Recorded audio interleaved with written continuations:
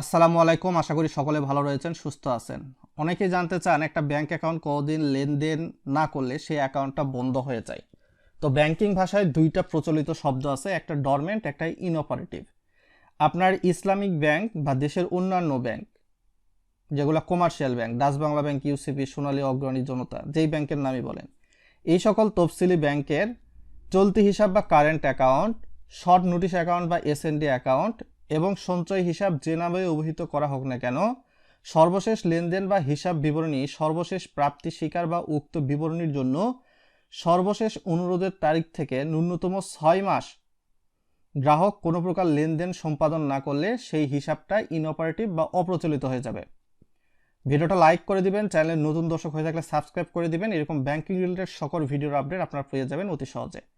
তো এই যে 6 মাস আপনি লেনদেন না করলে সেভিংস কারেন্ট এসএনডি অ্যাকাউন্ট আপনার অপ্রচলিত হয়ে যাবে।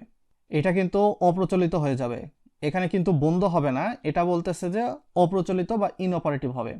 তারপরে দেখেন, উল্লেখ্য উপরোক্ত হিসাবসমূহ ইনঅপারেটিভ বা অপ্রচলিত, এই যে সেভিংস কারেন্ট এবং এসএনডি অ্যাকাউন্ট, এগুলোই তো উপরে উল্লেখিত হিসাবসমূহ। ইনঅপারেটিভ অর্থাৎ 6 মাস পার হওয়ার পর এটা ইনঅপারেটিভ হিসাবে চিহ্নিত হওয়ার পর নিম্নবর্ণিত সময় অতিক্রম করলে ডরমেন্ট হিসাবে পরিচিত হবে। ডরমেন্ট মানে কি? ডরমেন্ট মানে নিষ্ক্রিয়, লেনদেন থাকবে না, তখন নিষ্ক্রিয় হবে। তো এই ক্ষেত্রে বলা হচ্ছে যে কারেন্ট অ্যাকাউন্ট বা চলতি হিসাব এই প্রথম 6 মাস অতিক্রম করার পর আরও 6 মাস যদি লেনদেন না হয় সেটা ডরমেন্ট বা নিষ্ক্রিয় হয়ে যাবে। তারপরে এই যে শর্ট নোটিশ অ্যাকাউন্ট বা এসএনডি অ্যাকাউন্ট প্রথম 6 মাস আরও 6 মাস যদি লেনদেন না হয়, এখানে বলা হচ্ছে সেটা ডরমেন্ট বা নিষ্ক্রিয় হয়ে যাবে। নিষ্ক্রিয় মানে কি? এরপরে বলা হচ্ছে সঞ্চয় হিসাব বা সেভিংস অ্যাকাউন্ট প্রথম 6 মাস গ্রাহক যদি লেনদেন না করে, এর পরবর্তীতে ওই সেভিংস অ্যাকাউন্টে আরও যদি 18 মাস লেনদেন না করা হয়, 6 মাসের পর আরও 18 মাস, তাহলে সেই অ্যাকাউন্টটা ডরমেন্ট বা নিষ্ক্রিয় হয়ে যাবে। নিষ্ক্রিয় হয়ে গেলে কি হবে? নিষ্ক্রিয় হয়ে গেলে আপনি ওই অ্যাকাউন্ট থেকে টাকা তুলতে পারবেন না। তবে চিন্তিত হওয়ার কোনো কারণ নেই, এইটারও কিন্তু একটা সমাধান দিয়েছে বাংলাদেশ ব্যাংক। এই সার্কুলারের উদ্দেশ্য পূরণ প্রকল্পে লেনদেন বলতে, অর্থাৎ এই যে আমরা শুনলাম 6 মাস লেনদেন না করলে, 18 মাস লেনদেন না করলে এই অ্যাকাউন্টগুলো ইনঅপারেটিভ বা ডরমেন্ট হবে। এই যে লেনদেন বিষয়টা শুনলাম, লেনদেন বলতে কি বোঝায়? লেনদেন বলতে বোঝায় চেকের মাধ্যমে ব্যাংক অ্যাকাউন্ট থেকে ব্যাংক থেকে টাকা উত্তোলন করা। গ্রাহকের ডেবিট নির্দেশনা, ডেবিট নির্দেশনা এটা অনলাইন ব্যাংকিংয়ের মাধ্যমে হতে পারে, অফলাইন ব্যাংকিংয়ের মাধ্যমে হতে পারে। ডেবিট নির্দেশনা মানে ফান্ড ট্রান্সফার। তারপর ডেবিট বা এরূপ কার্ড, এই ডেবিট বা এরূপ কার্ড বলতে টাকা উত্তোলন কার্ডের মাধ্যমে বোঝায়। ইন্টারনেট ব্যাংকিং বা যে কোনো অ্যাপ ব্যবহারের মাধ্যমে হিসাবের লেনদেন বোঝাবে।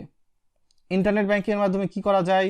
মোবাইল রিচার্জ করা যায়, বিদ্যুৎ বিল দেওয়া যায়, গ্যাস বিল দেওয়া যায়, পানি বিল দেওয়া যায়, আরও অনেক ধরনের বিল দেওয়া যায়। এগুলাকে লেনদেন হিসাবে চিহ্নিত করা হচ্ছে। হিসাবসমূহে প্রদয় সুদ বা মুনাফা এবং চার্জ বা এক্সাইজ ডিউটি আরোপ করা হলেও তা লেনদেন হিসাবে বিবেচিত হবে না। তাহলে এইখান থেকে আমরা কি বুঝতে পারলাম? একটা ব্যাংক অ্যাকাউন্টে যদি সেভিংস অ্যাকাউন্ট হয়, একটা সেভিংস অ্যাকাউন্টে প্রথম 6 মাস লেনদেন না করলে, তার পরবর্তী আরও 18 মাস লেনদেন না করলে সেই অ্যাকাউন্টটা ডরমেন্ট হবে, অ্যাকাউন্ট থেকে আপনারা উত্তোলন করতে পারবেন না অর্থ। তো ডরমেন্ট হলে স্বাভাবিক অ্যাকাউন্টে কিভাবে ফিরিয়ে আনবেন? ডরমেন্ট যে কোনো চলতি এসএনডি এবং সঞ্চয় হিসাবের উপর প্রযোজ্য সুদ বা মুনাফা গ্রাহকের সঙ্গে চুক্তির শর্ত অনুযায়ী উক্ত সময়ে প্রদান করতে হবে এবং উপর প্রযোজ্য চার্জ বা এক্সচেঞ্জ ডিউটি ভ্যাট নির্ধারিত সময়ে কর্তন করা হবে অ্যাকাউন্ট থেকে। তো এখানে বলা হচ্ছে ডরমেন্ট কি? তো চলতি হিসাব অর্থাৎ current account, SND account, savings বা সঞ্চয় হিসাব পুনরায় যদি আপনি পরিচালনা করতে চান, পুনরায় আপনি ইউজ করে টাকা তুলবেন অ্যাকাউন্ট থেকে, ওই অ্যাকাউন্টটা পুনরায় যদি সচল করতে চান, তাহলে আপনি যেই ব্যাংকের যেই শাখার গ্রাহক, ওইখানকার শাখা ব্যবস্থাপকের নিকট লিখিত একটা আবেদন করতে হবে A4 সাইজে। আমরা ক্লাস 8, 9, 10-এ আবেদনপত্র কেমনি লেখে সেটা তো দেখেছি। তো ব্যাংকের ম্যানেজার বরাবর আবেদনপত্র লিখতে হবে। উক্ত আবেদনে যাচিত চাহিদা বিবেচনায় নিয়ে ব্যাংক কর্তৃপক্ষ ডরমেন্ট হিসাব সক্রিয় বা চালু করবে। বুঝতে পেরেছেন? নিষ্ক্রিয় মানে অনেকটাই বন্ধ, সেটা আবার পুনরায় সক্রিয় করবে বা চালু করবে। তবে উক্ত হিসাব লেনদেন বিহীনভাবে 5 বছর অতিবাহিত হলে বিআরডিপি সার্কুলার 02/2020-এ উল্লেখিত আলোকে হিসাব পরিচালনার জন্য নতুনভাবে কেওয়াইসি অর্থাৎ নো ইওর কাস্টমার সম্পন্ন করতে হবে। এটা যদি 5 বছর অতিক্রম করে। তো ডরমেন্ট হিসাব ন্যূনতম চালুকরণের ক্ষেত্রে অ্যাক্টিভেশন অফ ডরমেন্ট অ্যাকাউন্ট বাবদ চার্জ বা ফি আদায় করা যাবে না। তাহলে এখানে কি বলা হচ্ছে? 6 বলা হচ্ছে যে কোনো হিসাব ডরমেন্ট হিসাবে চিহ্নিত করার অব্যহিত 1 মাস পূর্বে, অর্থাৎ ডরমেন্ট অ্যাকাউন্ট হিসাবে যদি আপনি চিহ্নিত করতে চান তার মিনিমাম 1 মাস পূর্বে যেই গ্রাহকের অ্যাকাউন্টটা এটা ডরমেন্ট করে দেওয়া হয়েছে সেই গ্রাহককে SMS বা ইমেইল বা পত্রযোগ বা ব্যাংকের নিজস্ব রিলেশনশিপ অফিসারের মাধ্যমে হিসাবধারীকে জানাতে হবে বা প্রতিষ্ঠানকে জানাতে হবে, এটা বলা হচ্ছে। তো চলতি সঞ্চয়ী SND অ্যাকাউন্ট খোলার সময় সম্পাদিত চুক্তিতে উপরোক্ত শর্ত বিন্নিত থাকে এবং ব্যাংক কোম্পানি আইন 1991 45 ধারা ক্ষমতা বলে এটা দেশের সকল ব্যাংক মানতে বাধ্য। তো আপনি হয়তোবা 2000, এটা কত সালের নোটিশ? 21 সালের।